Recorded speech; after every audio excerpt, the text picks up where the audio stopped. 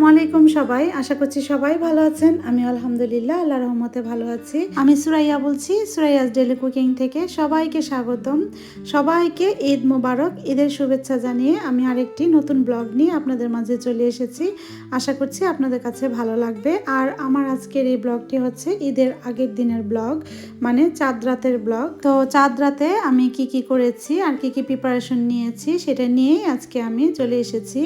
তো প্রথমেই আপনাদের সাথে শেয়ার করছি আমাদের ঈদ ড্রেস। তো এটা হচ্ছে আমার মেয়ের ঈদের ড্রেস। তো প্রথমেই আমার মেয়ের ড্রেসটা আপনাদের সাথে শেয়ার করছি।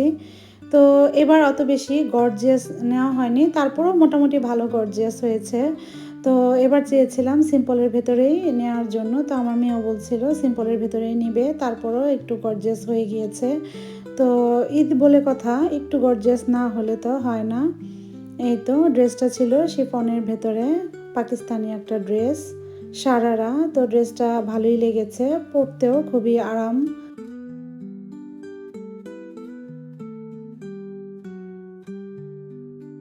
এই তো এটা হচ্ছে সারারা। আর পুরো ড্রেসটার ভেতরে জরি সুতা আর সিকোয়েন্সে দিয়ে কাজ করা। তো ড্রেসটা ভালোই লেগেছে, আর ড্রেসটা খুবই হালকা ছিল, অত বেশি ওয়েট ছিল না। তো ভালোই লেগেছে, আমার মেয়েরও পছন্দ হয়েছে। আর এই কালারটা নিয়েছি, এই কালারের ড্রেস আমার মেয়ে এখনও পরেনি, তাই ও চিন্তা করলো মাম্মা এবার আমি এই কালারটাই নেই। তো অত বেশি গাঢ় কালার নেওয়া হয়নি, তো এই কালারটাই ভালো লেগেছে, তাই এই কালারটা নিয়েছে। আর এটা হচ্ছে দোপাট্টা। এই তো পুরো ড্রেসটা।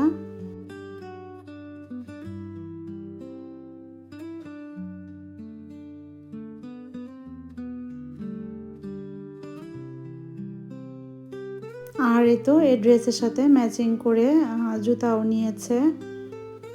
তো এই জুতোগুলো আমার কাছে খুবই ভালো লেগেছে, জুতাগুলো খুবই সুন্দর। তো আমার সাইজেরও আমি খুঁজেছিলাম, কিন্তু আমার সাইজের পাইনি, ছিল না, তাই আমার সাইজের নেওয়া হয়নি। তো শুধু আমার মেয়ের জন্যই নেওয়া হয়েছে।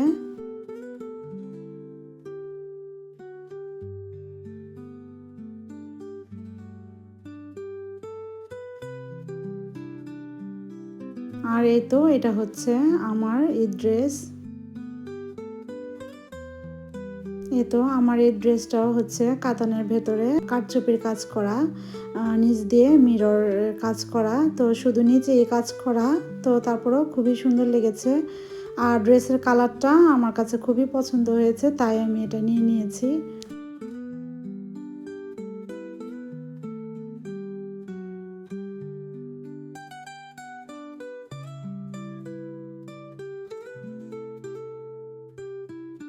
পুরো ড্রেসটা হচ্ছে কাতানের ড্রেস, আর মাঝখান দিয়ে ছোট ছোট বুটি বুটি কাজ করা।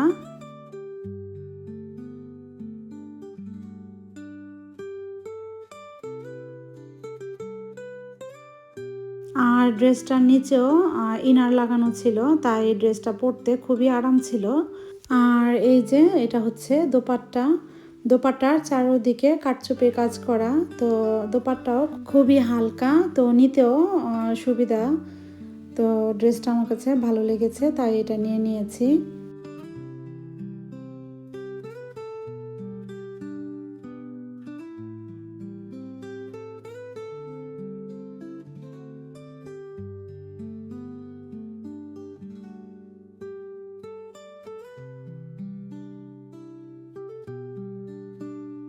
আর এটা হচ্ছে প্যান্ট, প্যান্টটা খুবই সিম্পল সিম্পল ছিল, প্যান্টের ভেতরে কোনো কাজ ছিল না। আর প্যান্টের কাপড়টা খুবই আরামদায়ক। তো এবার আমরা মা মেয়ে মিলে প্রায় একই রকমের কালারের ড্রেস নিয়েছি। তো এই কালারগুলো আসলে আমারও পরা হয়নি, তো যার জন্য আমিও এই কালারের ভেতরেই চুজ করেছি। তো যদিও আমার কালারটা একটু ডিফারেন্ট আমার মেয়েরটার থেকে, তো তারপরেও খুবই ভালো লেগেছে। আর এই তো এটা হচ্ছে আমার শু। তো এই শুজটা আমি সেন থেকেই নিয়েছি, গত ব্লগে আপনাদেরকে দেখিয়েছি সেন থেকে আমি যা যা কিনেছি। তো এর মধ্যে এই শুটা কিনেছি। আর এই ড্রেসের সাথে ম্যাচিং করে আমি যেই জুয়েলারিগুলো পরবো, তো এবার চিন্তা করলাম এটার সাথে ম্যাচিং করে গোল্ডের কিছু পরি। তো গোল্ডের এই সেটটা বের করলাম। তো আসলে তেমন একটা গোল্ড পরা হয় না, যদিও এখানে অনুষ্ঠান ছাড়া বা এমনিতেই কোনো প্রোগ্রাম ছাড়া পরা হয় না। প্রোগ্রামে পরলেও ইমিটেশনের জিনিসগুলাই বেশি পরা হয়, গোল্ডটা তো পরা হয় না। এই তো, কেমন লাগলো আপনাদের কাছে আমাদের ঈদ ড্রেস? তো কমেন্ট করে জানাবেন, আপনাদের সাথে শেয়ার করে ফেললাম। আর এই তো আমার মেয়ে ড্রেসের সাথে ম্যাচিং করে এই জুয়েলারিটা পরবে। তো ম্যাচিং হয়নি, তো আমি আমার মেয়েকে বলছিলাম যে তুমিও গোল্ডই পরো। আর এই গোল্ডটা হচ্ছে ও যখন হয়েছে তখন ওর নানা নানু গিফট করেছিল। তো আমি বললাম এটাই পরে নাও, তুমিও গোল্ড পরো না। তো আমার মেয়েও গোল্ড পছন্দ করে না, ও ইমিটেশনের সিম্পল জিনিসই খুব মানে পছন্দ করে, ওগুলা পরতে চায় না।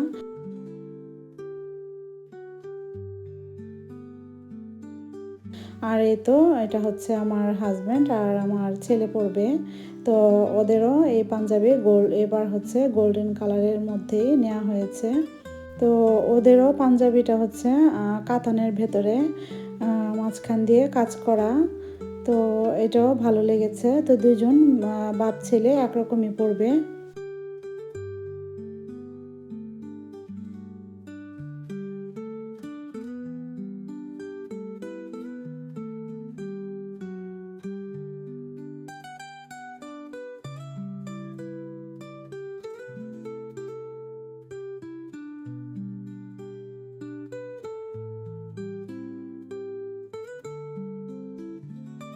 আর এই তো এই কোটিটা আমার ছেলে পরবে।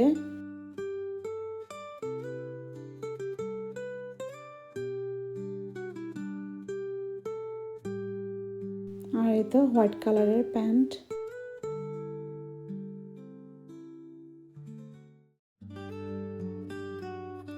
এই তো শেয়ার করে ফেললাম আপনাদের সাথে আমাদের ঈদের ড্রেস। কেমন লেগেছে অবশ্যই কমেন্ট করে জানাবেন। তো তারপরে চলে এসেছি কিচেনে। তো আমি বাকলাভা বানাবো। তো বাকলাভা বানানোর জন্য আমি এখানে কাজু বাদাম নিয়েছি, অ্যালমন্ড নিয়েছি আর ওয়ালনাটস নিয়েছি। তারপরে এগুলা একে একে আমি ব্লেন্ড করে নিব। এই তো, আর পেস্তা বাদামটা আমার আগে থেকে ব্লেন্ড করাই ছিল, তো যার কারণে পেস্তা বাদামটা আমি আর ব্লেন্ড করিনি। তো এই 3 আইটেমের বাদামটাই আমি ব্লেন্ড করে নিয়েছি। আর এই তো এখন পেস্তা বাদামটা আমি মিক্সড করে তারপরে রেখে দিব। আর এদিকে আমি বাকলাভা বানানোর জন্য আমি সমুচা আর রোলস বানানোর জন্য, স্প্রিং রোল বানানোর জন্য যে শিটগুলো পাওয়া যায় সেই শিট দিয়েই আমি বানিয়ে নিব আজকের বাকলাভা। তো এখানে আমি অনেক পরিমাণ বাটার মেল্ট করে নিয়ে নিয়েছি। তো প্রথমে আমি একটা একটা করে শিট নিয়ে তারপরে ওটার মধ্যে আমি বাটার ব্রাশ করে দিব, তারপরে আবার উপরে আরেকটা শিট দিয়ে দিব। এই তো এভাবে আমি 3টা শিট একসাথে করে তারপরে আমি বাদাম কুচিগুলো দিয়ে দিচ্ছি। যে মিক্স বাদামগুলো আমি নিয়েছি সেগুলো কুচি করে দিয়ে দিয়েছি। তো এদিকটাতে আমি 2টা স্টিক দিয়ে তারপরে আমি এটাকে আস্তে আস্তে পেঁচিয়ে নিয়েছি। পেঁচিয়ে তারপরে আমি মাঝখান থেকে একটু চেপে চেপে একটা ডিজাইন তৈরি করেছি। এটা বাকলাভার ডিজাইন। তো এটা হচ্ছে এক একজনে এক এক রকম ডিজাইন করে। তো অনেকে এই ডিজাইনটা না করে শুধু প্লেনই রাখে, কেটে তারপরে ওভেনে দিয়ে দেয়। তো এভাবে করে আমি দিয়ে দিয়েছি ওভেনে।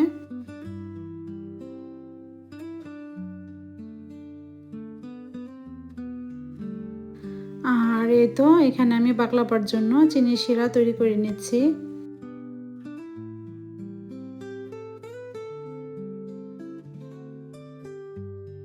এই তো বাকলাভাটা বের করে তারপরে আমি চিনির শিরা ঢেলে দিচ্ছি। আসলে এই রেসিপিগুলো আমি ডিটেলস আসলে দেইনি, এই ডিটেলস দিতে গেলে ব্লগটি অনেক বড় হয়ে যাবে। তো আমি রেসিপিগুলো আস্তে আস্তে আপনাদের সাথে ডিটেলসে শেয়ার করব ইনশাল্লাহ। এই তো বাকলাভাটা তৈরি হয়ে গিয়েছে।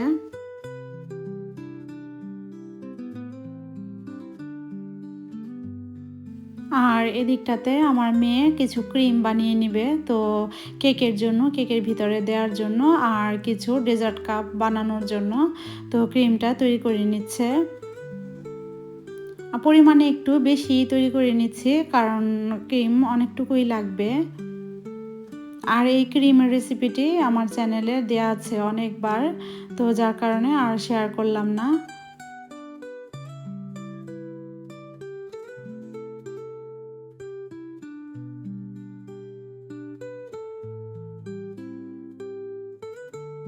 এই তো ক্রিম রেডি। এখন ঠান্ডা হওয়ার জন্য ফ্রিজে রেখে দিব।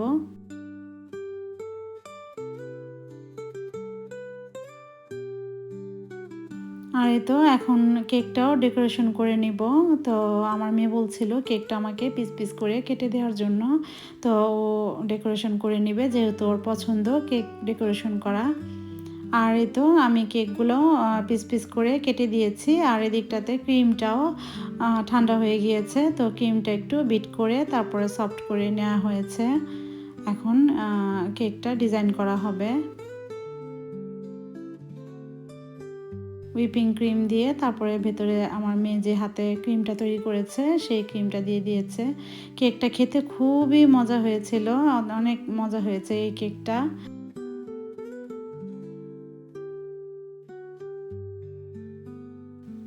এই তো কেকটা আমার মেয়ে ডিজাইন করে নিয়েছে।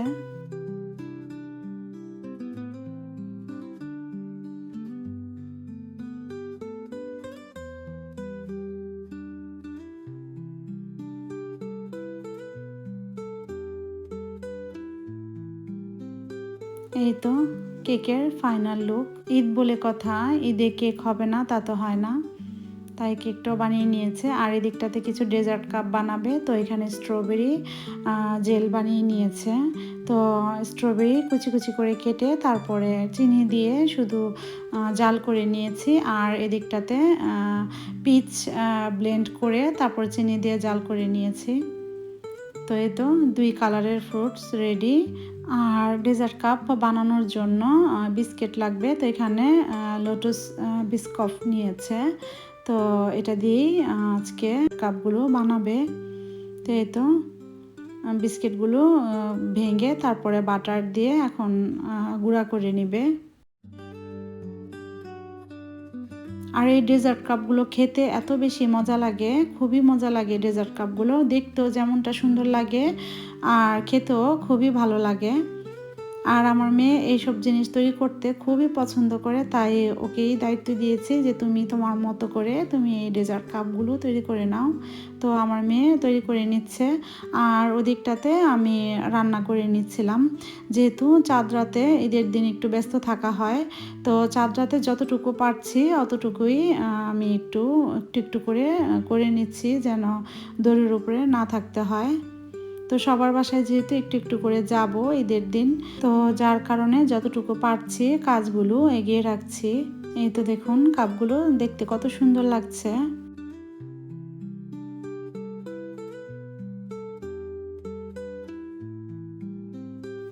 আর বাচ্চারাও এই ডেজার্ট কাপগুলো খুবই পছন্দ করে, তো যার কারণে তৈরি করছি বাচ্চাদের জন্য চিন্তা করে। এই তো উপরে একটা বিস্কিট দিয়ে তারপরে ডেকোরেশন করে নিচ্ছে।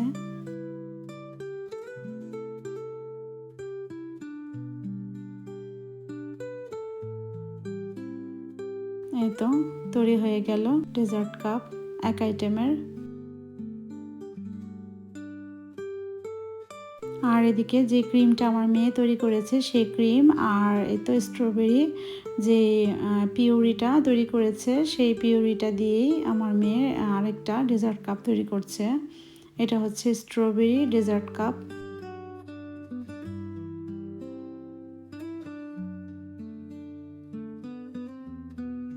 আর আরেকটা বানাচ্ছে পিচ ফল।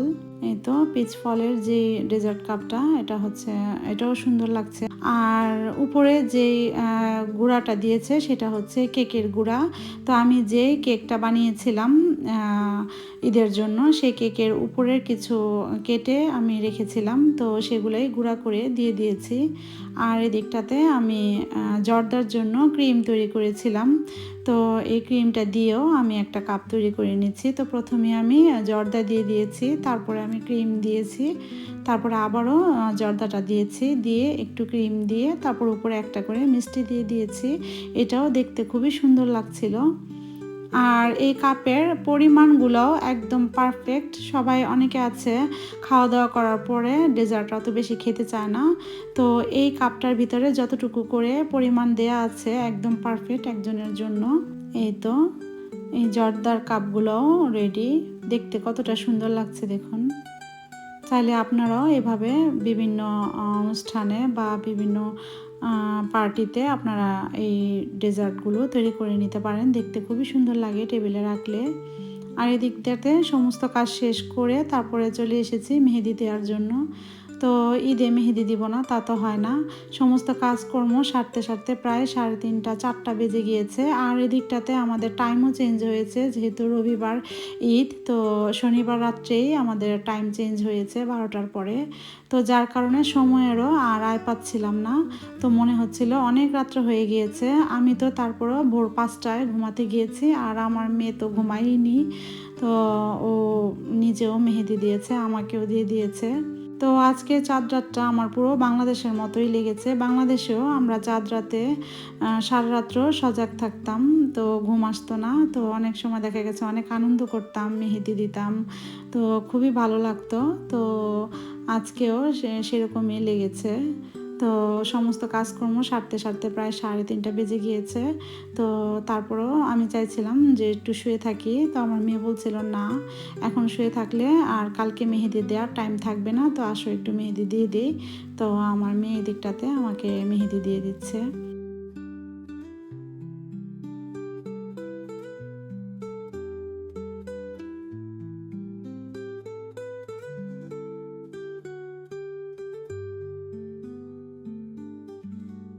তো মেহেদির ডিজাইনটা কেমন হয়েছে কমেন্ট করে জানাবেন। এই তো আমার মেহেদি দেওয়া শেষ। তো এখন আমার মেয়ে মেহেদি দিয়ে নেবে।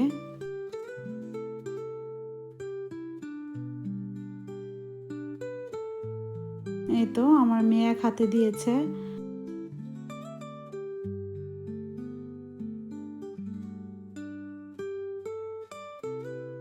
তো আমার আজকের ব্লগটি এই পর্যন্তই। সবার কাছে কেমন লেগেছে আমার চাঁদ রাতের ব্লগটি?